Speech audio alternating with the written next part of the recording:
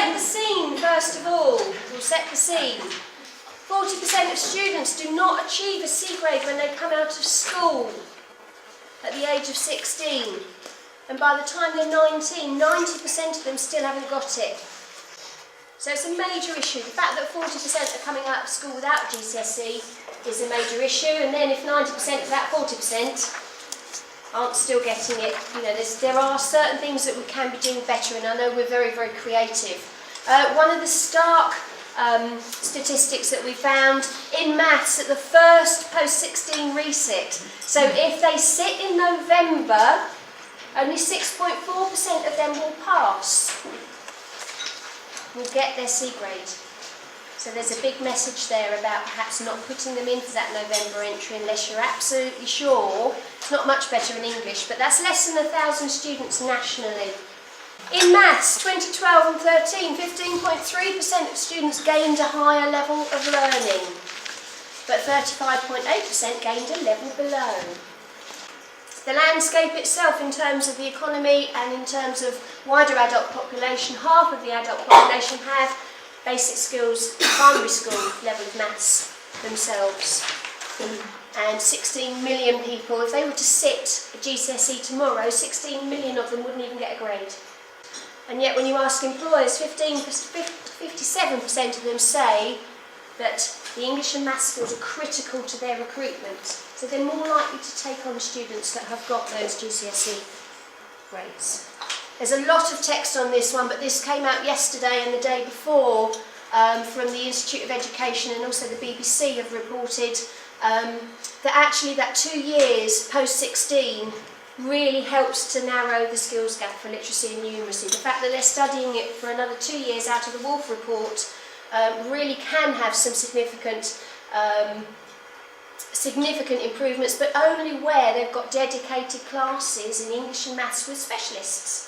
Okay? And then the BBC, it's very interesting stat this 2 days ago, the whole further education system runs for about £4 billion. The university system runs for £30 billion.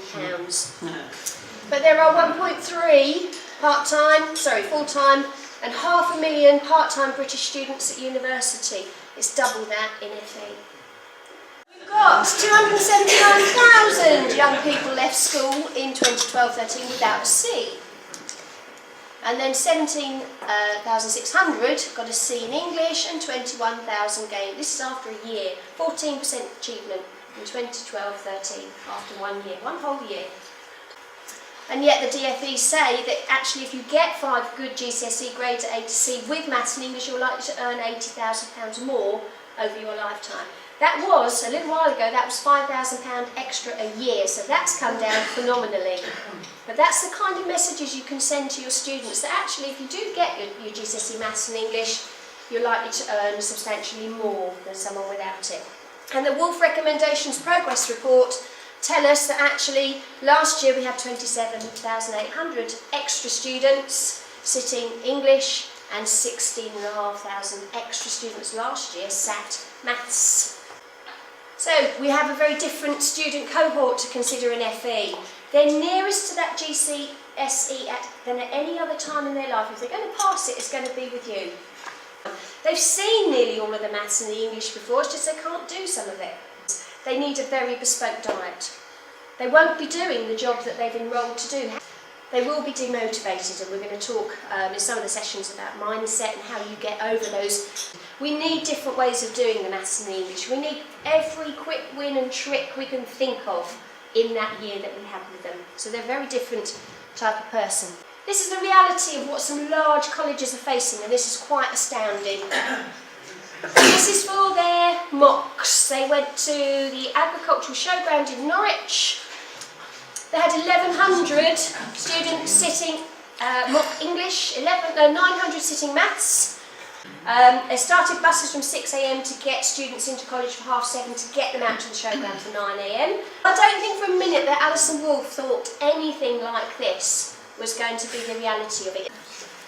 Okay, so what can't we do? We can't get any new specialist staff. There are none. You're lucky if you've got a good team of GCSE staff. Keep hold of them. We can't avoid it. All students with a D grade GCSE have to resit and try and get their C grade. We can't really allow them to fail again. We have to do something different. And the government is intent on every student studying maths to the age of 18. We've got a new suite of 6 qualifications called Core Maths coming for those kids that have got a C grade. I'm going to pass you over now to our first speaker, who's Emma Bell from Grimsby.